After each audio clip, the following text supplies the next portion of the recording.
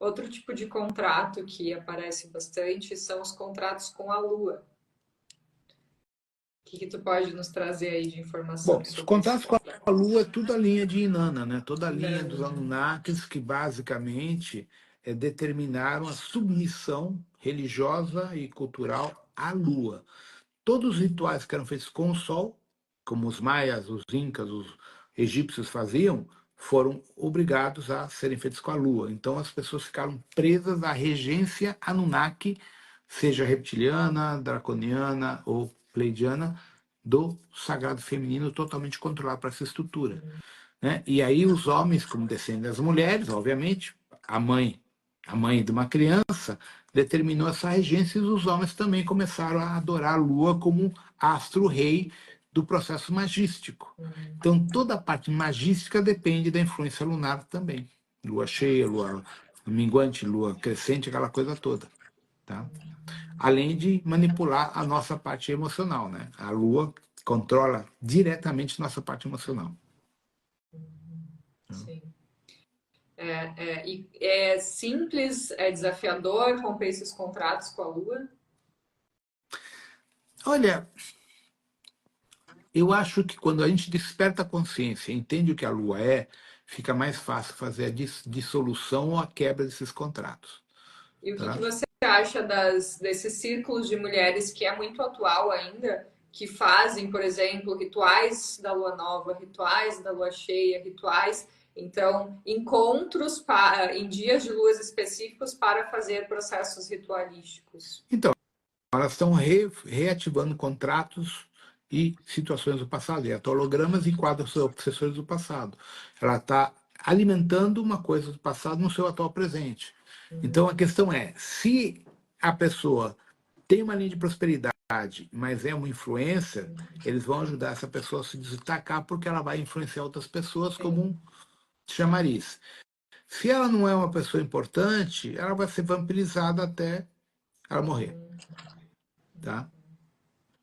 E vai ficar presa naquele cativeiro umbralino ligado à Lua, que é o umbral de conexão Olha aqui, lunar. ó, tá me mordendo a pestinha.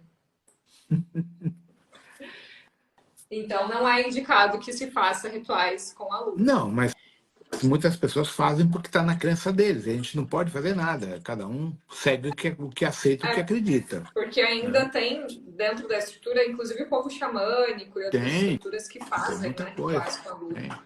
É que assim, do ponto xamânico, você pode usar a Lua de forma positiva em muitos momentos, sabendo usar a energia da Lua. A questão são os rituais sexuais, rituais íntimos que as mulheres fazem com a Lua, que tem a ver com a menstruação. É aí que a mulher reativa muitas questões que podem não ser muito legais a nível de submissão com os Anunnakis da Lua. Agora, dentro do xamanismo, que não é muito minha área, mas se você souber usar a energia da Lua nas questões que envolvem as plantas, as marés, você consegue criar a linha de prosperidade também. Então, porque a Lua ela não é ruim, ela é o habitat dos Anunnakis.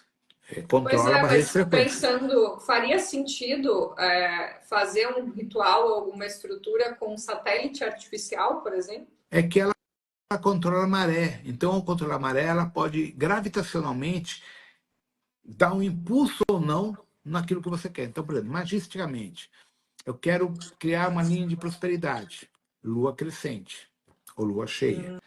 Eu não vou nunca conseguir uma linha de prosperidade fazer um ritual numa lua minguante, que ela está caindo. Por quê? A lua minguante, gravitacionalmente, ela está puxando para baixo tudo.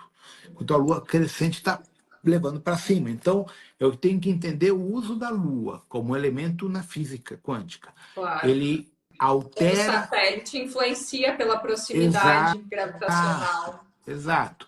Então, eu uso a energia ao meu favor. Então, eu tenho que entender isso.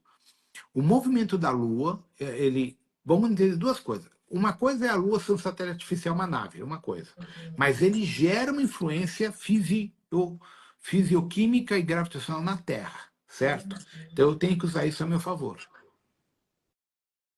Que nem, por exemplo, a Não gente, com a função de conectar com a Lua, mas com não, o planeta de o uma forma planeta geral. O como um mar, a impulsor. Terra. Exato. A força Interessante. gravitacional que ele tem sobre a gente. certo? Porque Isso é ele interessante mexe você as marés, comentar, porque tá? essa é muito a dúvida de muitas mulheres, né? Que tem muito essa questão no feminino com a lua também. E aí eu sempre respondo: olha, eu não me conecto porque eu sei que é um satélite artificial, porque tem as estruturas, tem muita quizila com Inanna também, muitas mulheres têm quizila com Inanna, É, né? Mas você trazendo esse outro olhar de fazer, poder utilizar os ciclos lunares, não necessariamente fazendo a conexão com a Lua, mas com os outros elementos, né, da Terra, da água, enfim, é uma sabedoria exato. também. Né?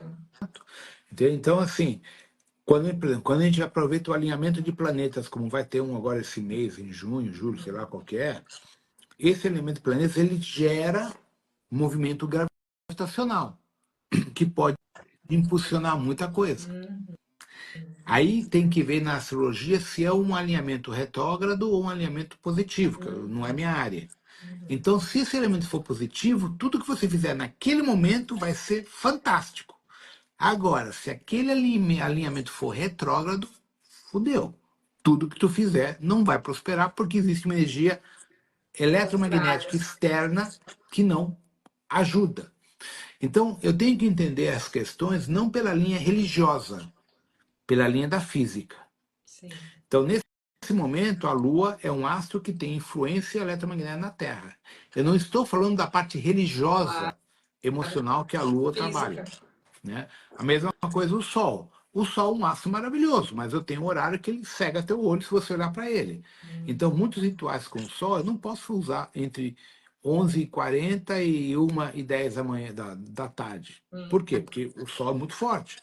Mas eu posso fazer muito ritual com o Sol na parte da manhã ou na parte da tarde, que a frequência não é tão forte para nossos olhos, para nossa retina. Entende? Então, aí eu tenho que lidar com a questão da física, mais a questão emocional, mais a questão, vamos dizer, mística do processo todo.